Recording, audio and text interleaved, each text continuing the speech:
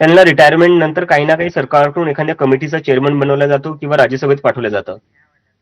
तर याच्यानी काय अपेक्षा सेट होत आहेत जजेसच्या, की मला रिटायरमेंट नंतर काहीतरी भेटेल, त्यामुळे मी सरकारसोबत गुड टर्म्सवर असलो पाहिजे. आता जजेसचं काम काय? कॉन्स्टिट्यूशन नुसार चालणं, कॉन्स्टिट्यूशनशी अलाइन होऊन चालणं, की सरकारसोबत अलाइन होऊन चालणं, हम्म, हम्म, हम्म, तर ही विचार करायची गोष्ट आहे. दुसरं आहे हम्म, आमचं इलेक्शन कमिशनवर. हम्म, आपण पाहिलं असेल मागच्या काही इलेक्शनमध्ये बंगालमध्ये हम्म, ममता बॅनर्जीच्या कॉन्स्टिट्युएन्सीमध्ये 50,000 वोट डिलीट झाल्या, त्या काही 15,000 वोटांनी हारल्या.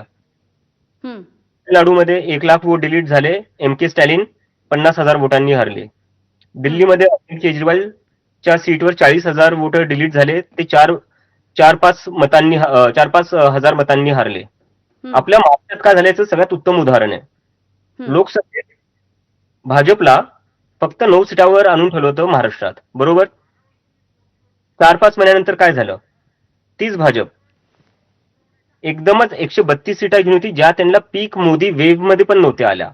तर ह्या 4-5 महिन्यात काय बदललं महाराष्ट्रात? असं भाजपकडे कोणता असा नवीन चेहरा आला हम्म, किंवा कोणती जादूची छडी सापडली त्यांना, हम्म, ज्याच्यानी एकदमच ते जिथं लोकसभेवर त्यांनी एकदमच 9 सीटावर पडले होते, त्यातून त्यांनी हम्म, 132 सीटा आणल्यात. आणि ते पण हम्म, कोणता मोठा स्ट्रॉंग अलायन्स पार्टनर नसताना. एका टाइमला हम्म, शिवसेना होती तेव्हा त्यांच्यासोबत, हम्म, ती शिवसेना असताना त्यांच्या एवढ्या सीटा आल्या नव्हत्या. तर आता कसं काय येत आहेत हे समजून घ्यावं लागेल आपल्याला. आणि जर मी एका टायमाला असं गृहीत धरू की हम्म, जे वोट डिलीट होत आहेत त्याचा भाजपला काही फायदा होत नाही, असं मी गृहीत धरतो. आणि असं मी हेही गृहीत धरतो की इलेक्शन कमिशन खूपच न्यूट्रल राहून खूपच इमानदारीने आपलं काम करतंय. हम्म, पण मी त्या हम्म. पॅटर्नचं काय करू मग, की जिथं जिथं वोट डिलीट होत आहे तिथं तिथं